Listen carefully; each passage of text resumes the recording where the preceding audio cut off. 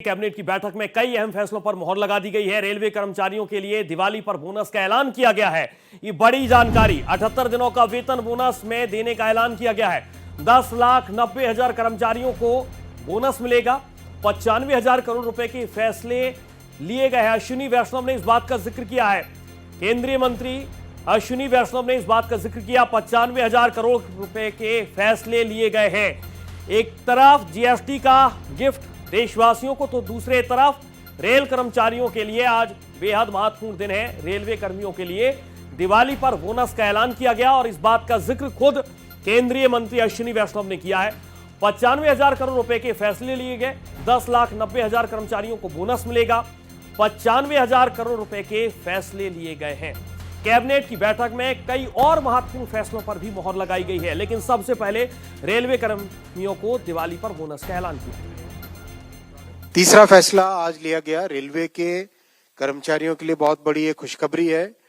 Productivity linked bonus approve किया गया आज कैबिनेट में। माननीय प्रधानमंत्री जी ने 78 डेज का 1866 करोड़ रुपीस का बोनस रेलवे के सभी कर्मचारियों को दिया जाएगा। करीब 10,90,000 कर्मचारी हैं जिनको इसका बेनिफिट मिलेगा।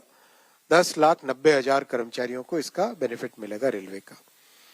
और रेलवे में बहुत अभी रिसेंट टाइम्स में कार्गो बढ़ के 1.6 बिलियन टन पे हुआ है, जो कि यूएस और रशिया और यूरोप से बढ़ के नंबर 2 पे भारत की रेलवे ऑलरेडी नंबर 2 पे पहुंच गया है by doing all these reforms and improving the capacity of railways.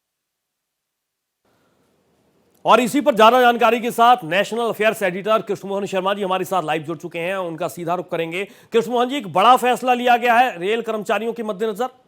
Rail कर्मचारियों को 78 दिन का जो बोनस दिया गया है, बेसिकली ये नॉन गजेटेड ऑफिसर हैं जो सी और डी श्रेणी के हैं।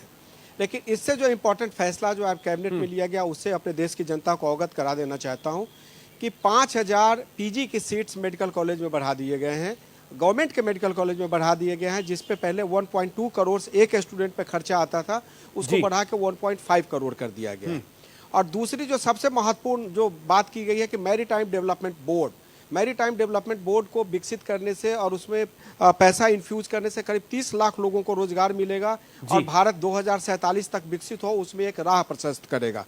और रेलवे कर्मचारियों को जो दिया गया है, ये प्रोडक्शन लिंक्ड, उनको एक तरीके से प्रोडक्शन लिंक्ड बेनिफिट दिया गया है ताकि वो और मन लगा के काम करें। और ये परिपाटी रही है, उसी तरीके से इस बार भी उनको बोनस दिया जा रहा है।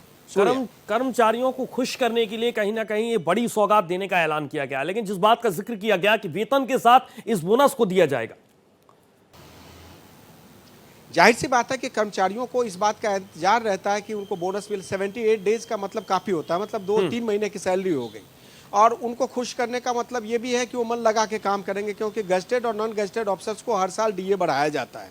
लेकिन जो ये हैं, इनको 1% 2% इंक्रीमेंट होता है। और इंक्रीमेंट होने के साथ साथ इनको अगर बोनस दिया जाता है तो ये दिन भर लग के काम करते हैं, क्योंकि इनका काम थोड़ा सा टफ है जी। तो इसलिए सरकार ने ये इंसेंटिव लिंक्ड बोनस दिया है ताकि ये और आगे काम करे और प्रोडक्टिविटी को आज अगर 2 फोल्ड है तो उसको अगले वित्त सेशन में कम से कम 4 फोल्ड कर दें।